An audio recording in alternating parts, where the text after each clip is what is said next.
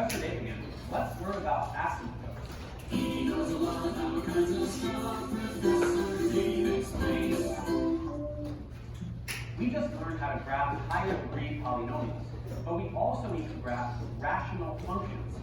These are functions that are expressed as quotients of polynomial functions.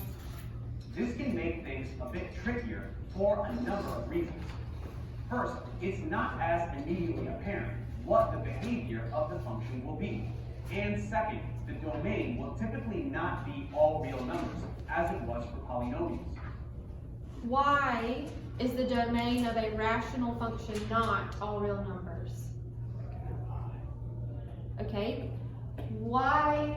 Okay, think about it. What do I have to do when I have a rational function? Remember, the domain is not going to be all real numbers because why? What two things do we look out for?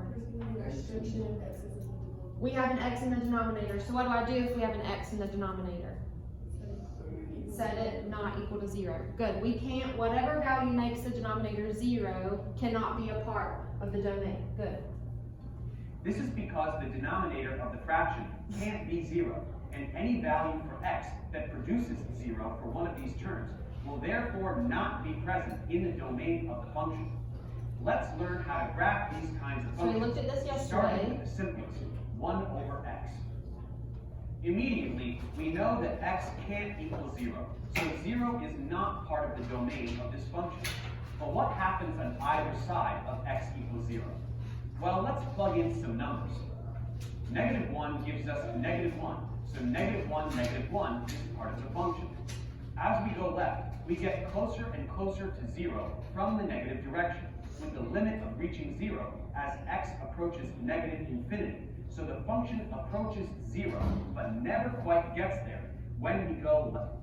All right, let's look at this right here. Where have we seen something like this before? In behavior, very good. So usually for polynomials, what do the ends do? Either go to positive infinity or negative infinity, or a mixture, right? But here, the function is approaching what? What are we getting closer and closer to? 0. So now our ends usually approach a specific number instead of positive or negative infinity. So that's a change from polynomials. Good. Left. In this tiny interval from -1 to 0, we can see that plugging in fractions of -1 will give us very big negative numbers that decrease rapidly, heading towards -infinity as x approaches 0. So that will look like this. On the positive side, we get something similar. Plugging in 1, we can see that 1 is part of the function. Then with bigger numbers, we get closer and closer to 0. So that gives us this behavior, approaching 0 as x gets infinitely large. And plugging in fractions of 1 brings the function closer and closer to infinity as x approaches 0. So that will look like this. What we can say about this function is that it has two asymptotes that can be represented by x equals 0 and y equals 0. These are... Okay, remember yesterday we looked at how to find vertical asymptotes and how to find horizontal asymptotes. How did we find vertical asymptotes? Set what equal to 0? Denominator. So in this case, my denominator is x. So where would my vertical asymptote be? X equals 0. Good, we didn't have to solve because x was already by itself. Okay, horizontal asymptotes. Who remembers how we find those? We look at the degree. Good. So 3 options. Y'all help me out. First option, if the degree is larger in the numerator, what did that mean? None. Very good. There is not a horizontal asymptote. If the degrees were the same, what did we do? Leading coefficients. Y equals the leading coefficients, and he'll go through that in just a minute. And then if the degree is larger in the denominator, 0. Y equals 0. Good. So here, what is the degree of the numerator? Nothing, right? There's not an x. It doesn't have an exponent. The degree of the denominator is 1. So clearly it's larger in the denominator, which means horizontal asymptote at y equals 0. Okay? So let's go to the next problem. And like I mentioned earlier, we are going to look at 3 different types of asymptotes. We'll look at slant asymptotes on Monday. Graphing rational functions. So let's learn how to find them. Finding vertical asymptotes is pretty simple, as these are values that are not in the domain of the function. That means that these are the zeros of the denominator. Take something like x over x squared minus 9. We know that this denominator can be factored to get x plus 3 times x minus 3. And that means that 3 and negative 3 are the 2 zeros of the denominator. Since those values are not in the domain of the function, we must have vertical asymptotes at x equals negative 3 and x equals 3. We can also find out if there is a horizontal asymptote. We should note that while there can be multiple vertical asymptotes, there can only be... Oh, I was trying to pause it before I got there. There can be how many horizontal asymptotes? 1 or 0, right? 1 or 0, but we will not have multiple horizontal asymptotes. At most. So it's either 1 or none.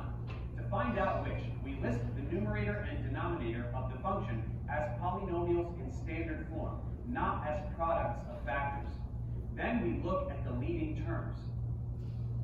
If the denominator is a higher degree polynomial than the numerator, y equals 0 will be an asymptote. So this is what we were talking about If the earlier. numerator is a higher degree polynomial than the denominator, there will be no horizontal asymptote. If the 2 polynomials are of the same degree, then we take the leading coefficient of the top over the leading coefficient of the bottom, and y equals that number will be the horizontal asymptote. In this case, the denominator is of a higher degree as it is a quadratic, so y equals 0 is the asymptote. So here's Then to graph the function, new part. we can Okay, test this is what we're going to work on selected today. values of y to find the behavior of the function as it approaches these asymptotes from either side. So we pick some near the vertical asymptotes and some points as the function approaches positive and negative infinity. A quick test of 5 or 6 points will reveal the following behavior for the function. Let's take note that Alright, so how did he say to pick these points? We have to find extra points to help us graph after we find our asymptotes.